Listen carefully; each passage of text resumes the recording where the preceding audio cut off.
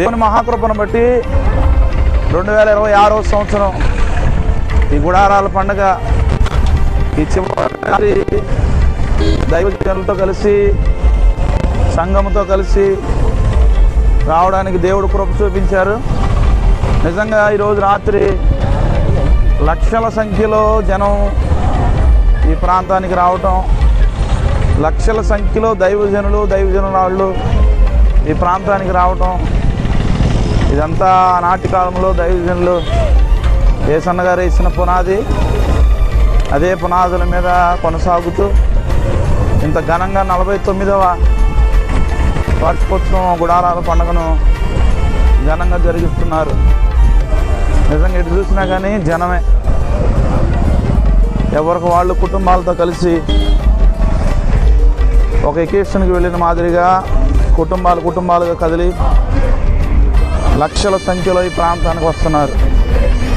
మీరు చూస్తుందంతా కనుచూపు మేరలో ఈ జనమే, ఎటు చూసినా కార్లు బళ్ళు దేవునికి మహిమకరంగా పగలు రాత్రి ఘనంగా జరుగుతున్నాయి. ఏదేమైనా కానీ ఇదంతా దేవుని కృపే.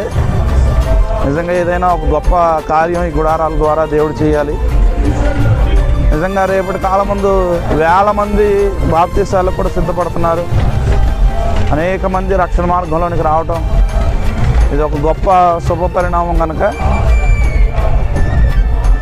ఇంచుమించు కిలోమీటర్ నడక మనం గుడారాల పండుగ గ్రౌండ్లోకి వెళ్ళడానికి ఇంచుమించు మనం 1.5 కిలోమీటర్ లోపలికి నడుచుకుంటూ మనం వెళ్ళాలి. మీరు చూస్తుందంతా ఇదంతా కూడా ఇంకా గ్రౌండ్కి చాలా దూరం ఉంది. కనుచూపు మేరలో క్రౌడ్ కనపడుతుంది. నిజంగా ఎన్ని కోట్లతో ఖర్చు పెట్టినా కానీ ఇంత అరేంజ్మెంట్స్ చేయలేం. కానీ దేవుడు వారిపై ఉంచిన కృప మాత్రం ఇదంతా.